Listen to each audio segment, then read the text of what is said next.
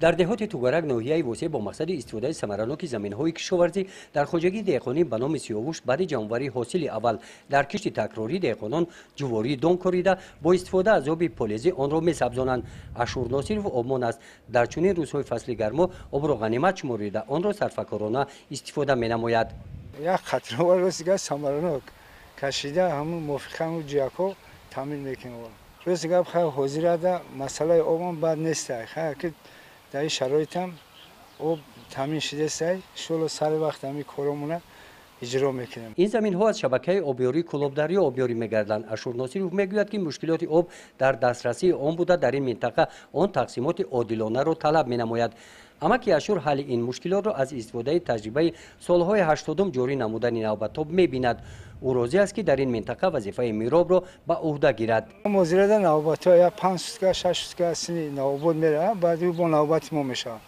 و بعد نوبت ما میشه. خیلی رفته است. این شبکه آبیاری کلابدری و از امید دهقانان خواجگی‌های دهقانی دهات توگرک به این شبکه نگارانده شده است.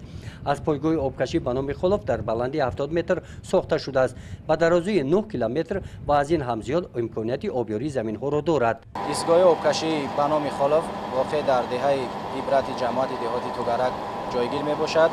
عین حال در این ایستگاه 6 اگریگات کار کرده ایستاده است و خواجگی‌های دهقانی را با آب پلیزی تامین نموده ایستاده‌ایم و برای به تنظیم در آوردن آب در بعض دهه‌ها نوبت آب تشکیل کرده ایستاده‌ایم.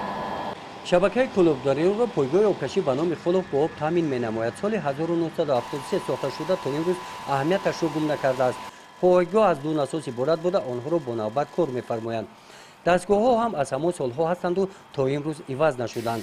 تیز ویران شده برای تعمیر شدنشان ساعت‌ها وقت صرف می‌گردد. با وجود آنکه تعمیر طلب هستند اقتدارشان را گم نکرده با قوم و لایحه آب 5 مدت تاب می‌آورند.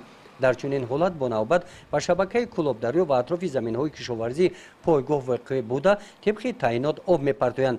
لیکن رهبریت مؤسسه دولتی اگنتی بهداشت زمین و آبیاری در ناحیه وسیع با آینده با نگاه نیک نظر دارند.